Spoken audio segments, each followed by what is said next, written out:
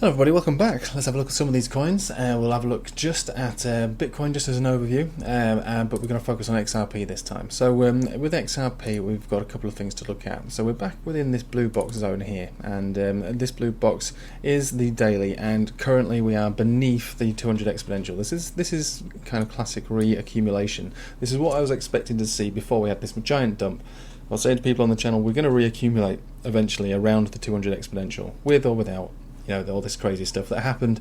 That obviously is a black swan event. I didn't know it was going to happen. No one knew, but I did have a very strong feeling that we would end up back at the 200 exponential. So here we are again, and we're above it and below it, and we're probably going to be above and below for a period of time. This is down facing, this is down facing, this is up facing, this is up facing. These are all going to converge around this blue box. I think this was what I was saying yesterday or the day before. This is the zone that's likely to be reaccumulated in, and we'll know that it's a reaccumulation zone over a period of time. We're not looking for anything significant or crazy or special about it. We're looking for all these moving averages to basically crush into themselves like we did after the last consolidation. So big move up all the way down to the 200 exponential. Moving averages catch up with it. They zigzag. We go above, we go below, we go above, we go below, we go above, we go below, and then suddenly, you know, there is a momentum that starts to shift and it goes up. Reaccumulation, basically. That's the beginning of what it looks as though is happening here. So getting supports from, I suppose, the centre of the Bollinger Band, which is good. So that's the 20 daily.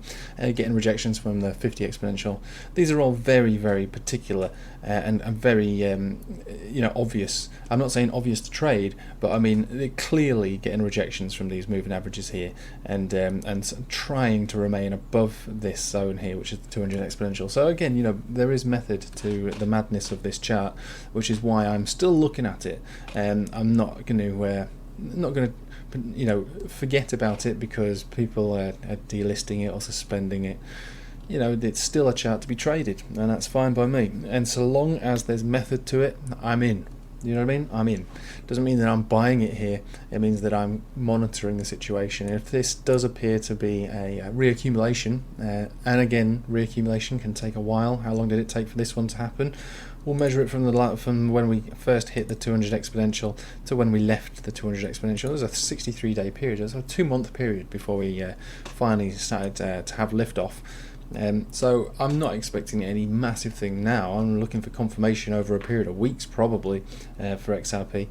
Now, things can change if there is an alt season. I imagine this will be brought up by default, but I'd rather it reaccumulate down at these levels to give it the momentum it really deserves to actually make a big move, bigger than this one, by the way.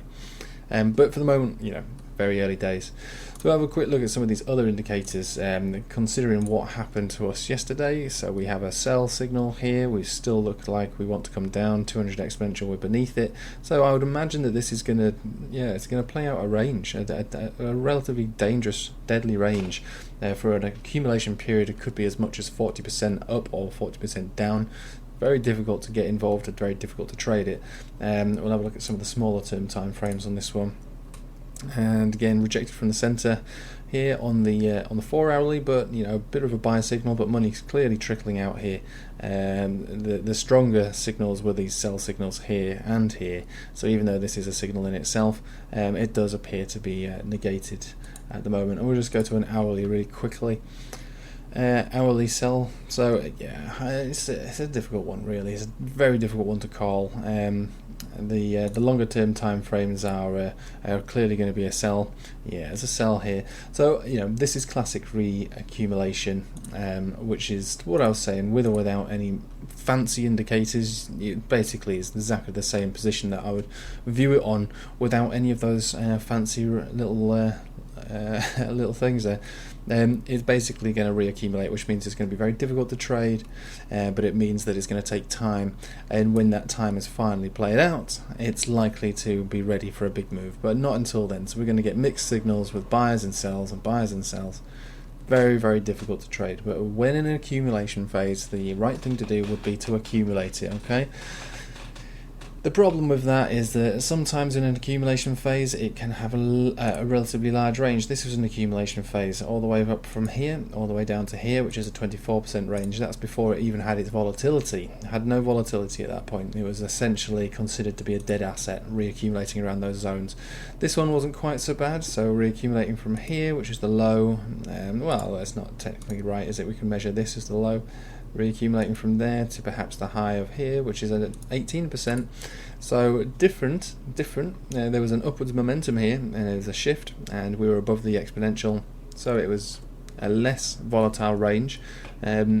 This one does appear to be an accumulation phase with a bit more of a bearish undertone, considering, all things considered actually, thinking about the reason why that would be the obvious reason that we all know about: the lawsuit, the FUD, the delisting, and so on and so on and so on. So this is going to have a reaccumulation period that could take weeks to months, and it's likely to have a bit more of a downside to it, given the fact that we are going to reaccumulate. But currently, the overall sentiment for XRP is that it's too hot to touch.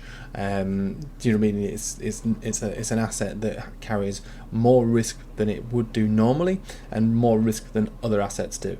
So in that respect, the accumulation period could, in all fairness, no reason to dispute the fact that it could revisit the lows down here at 17.5, to even reaccumulate, up here at 35%. So that in itself offers a 50% potential to lose out. You could accumulate anywhere in this area and still lose out, because this is the current reaccumulation zone, potentially with a 50% range.